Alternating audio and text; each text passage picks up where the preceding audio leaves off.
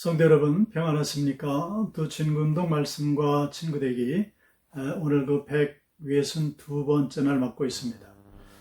자, 오늘 우리가 함께 읽고 묵상할 말씀은 이사야서 13장부터 18장까지 말씀이 되겠습니다.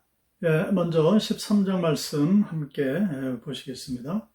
자, 13장 말씀에 제목을 붙인다면 메대 사람을 충동해서 바벨론을 치게 할 것이다. 그 날이 오래지 않을 것이다. 이렇게 정할 수 있습니다. 여기서 말하는 메대는 페르시아를 의미를 하죠. 그러니까 페르시아를 세워서 바벨론을 멸망시킬 것이다. 그 날이 오래지 않아 이를 것이다 하는 그런 말씀이 됩니다. 자, 하나님께서는 그 바벨론의 지도자들인 그 귀족들과 그 온 땅을 멸망시키고자 예정을 이제 하시는 거죠. 그 이유는 하나님의 백성들을 박해하는데 앞장섰기 때문입니다. 만군의 여호와께서 싸움을 위해서 군대를 검열하신다고 말씀을 하시면서 직접 군대를 모으시고 친히 공격을 하실 것이다 라고 말씀을 하고 있습니다. 자, 아직 바벨론의 침공이 본격적으로 되어 있지 않지만은 하나님께서는 이 모든 앞으로 일어날 일들을 예견하시고 이사야를 통해서 말씀을 주시는 것을 우리가 볼 수가 있습니다. 자, 14장입니다. 자, 14장의 제목을 붙인다면 이스라엘 백성들을 바벨론 포로에서 귀환하게 할 것이다 하는 이런 말씀이 됩니다. 그러니까 바벨론은 멸망을 하는 거죠. 자, 바벨론의 멸망의 원인이 무엇인가? 그들의 그 교만 때문이었다는 겁니다. 하나님께서 야곱을 긍휼히 여기시면서 이스라엘을 다시 택하시겠다는 거죠.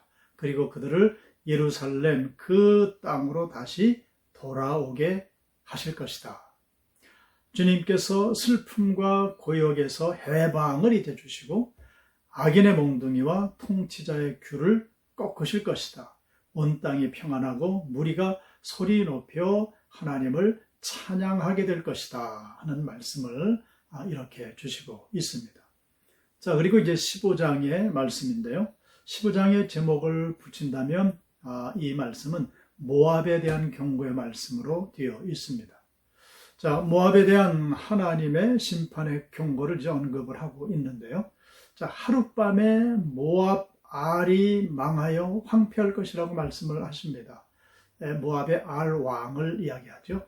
모압인 느보와 메드바를 위해서 심히 통곡하게 될 것인데 그 심판이 너무 처절했기 때문에 오히려 이사야가 모압을 위해서 부르짖는다 이렇게 기록을 하고 있습니다. 자, 그리고 16장 넘어가는데요. 16장은 모압에 대한 경고와 동시에 살 길을 말씀을 하십니다. 그 살 길은 하나님이 택하신 유다를 선대하라 하는 겁니다. 자, 모압의 피난처에 대해서 언급하시는 그런 말씀이죠.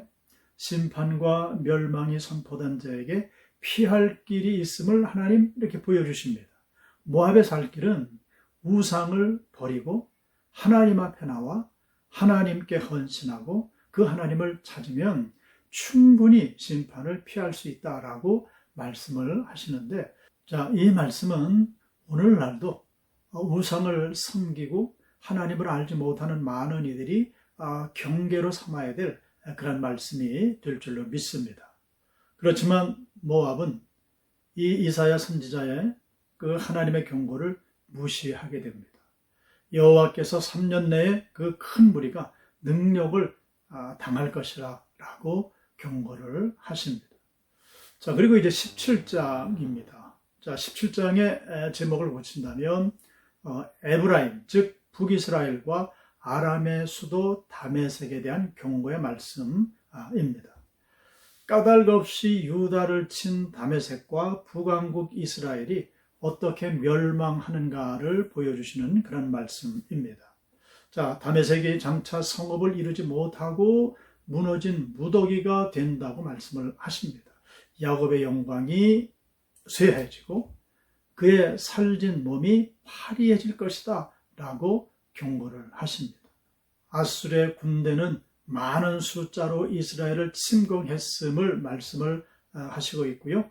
잠시뿐인 그 권력을 순식간에 하나님께서는 패망시킬 것이다 하는 이런 무서운 경고의 말씀을 주시고 있습니다.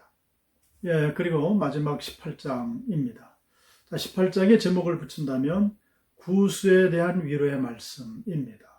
예물을 가지고 시온산에 이르게 될 것이다 하는 말씀인데요. 그 당시 아수르라는 나라는 그 지경이 이 구수 나라에까지 미치고 있었습니다. 이 구수는 오늘날의 이디오피아를 이야기하는데요. 자, 이디오피아는 아프리카에 있는 그런 나라 아닙니까?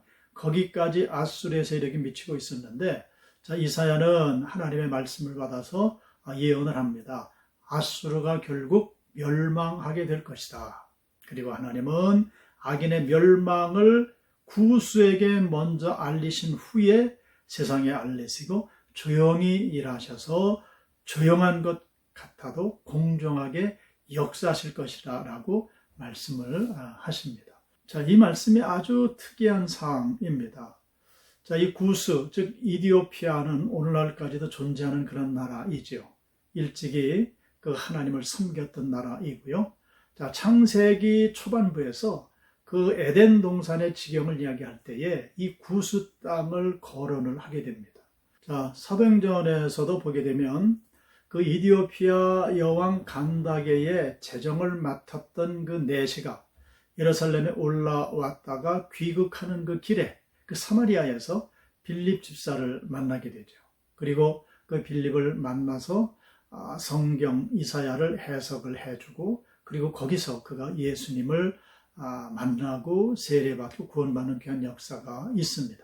그래서 이 18장에서 구수에 대한 하나님의 위로의 말씀, 이 말씀은 오늘날까지도 계속 이어지고 성취되고 있음을 우리가 볼 수가 있습니다. 자, 이렇게 해서 18장까지 말씀을 마쳤습니다만은, 자, 모든 열방을 향한 하나님의 모든 예언은 아주 정확하게 때가 되매 모두 성취되고 있다는 겁니다. 자, 그런데 특별히 구수라는 나라 이디오피아는 그 하나님을 잘 섬기는 나라로서 그 역사에 등장했던 모든 나라들은 전부 망해서 흔적조차 없지만은 그 하나님을 섬겼던 그 나라는 지금도 저렇게 존재하고 있고 또 기독교 국가로 남아있는 귀한 모습을 보게 됩니다.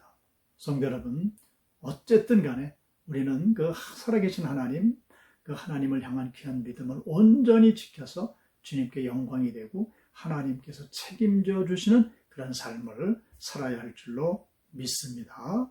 기도하겠습니다.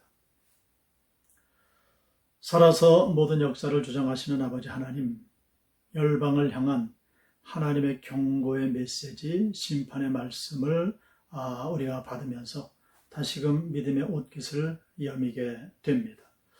모든 열방과 민족을 향해 땅끝 증인에 귀한 사명을 감당케 하시는 그 하나님의 그 엄명을, 그 책임과 모든 의무들을 우리가 늘 아멘으로 화답하게 하시고 오늘도 그 모든 일들을 성취해낼 수 있는 우리 모두가 되게 하여 주시옵소서. 예수 그리스도의 이름으로 기도드리옵나이다. 아멘.